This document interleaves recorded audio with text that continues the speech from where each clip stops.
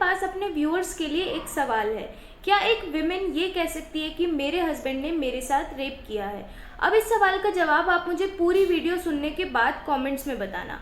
2019-20 में the national family health survey ने अपनी सर्वे रिपोर्ट में बताया कि इंडिया में 18 से लेके 49 तक की जो विमेन है, लगभग 3 में से एक स्पाउसल वायलेंस को और मैरिटल रेप्स को एक्सपीरियंस करती है।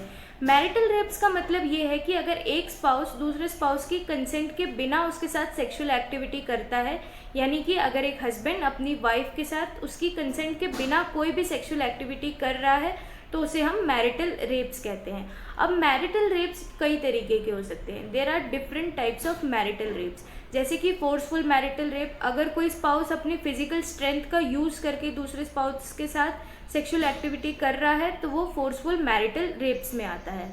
दूसरा है कोर्सिव मैरिटल रेप्स, यानी कि डरा धमका के, थ्रेटन करके, इमोशनली मैनिपुलेट करके सेक्सुअल एक्टिविटी करना अपने स्पाउस के साथ होता है कोर्सिव मैरिटल रेप। ऐसे ही ऑब्लिगेटरी मैरिटल रेप, इसका मतलब अगर एक स्पाउस ये समझने लगे कि सेक्सुअल एक्टिविटी करना मेरी एक ऑब्लिगेशन है।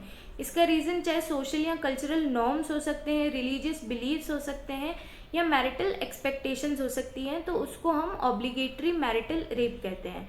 अब हमें ये तो पता है कि आईपीसी में सेक्सुअल असॉल्ट और रेप को क्रिमिनलाइज किया गया है और उनके लिए पनिशमेंट है, लेकिन मैरिटल रेप्स इंडियन लॉ में एक्सप्लिसिटली कहीं पर भी डिफाइन नहीं है।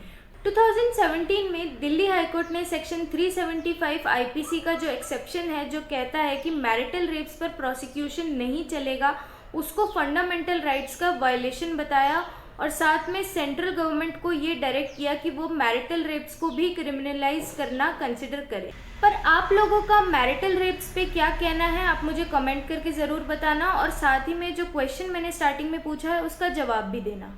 TheLawyers.com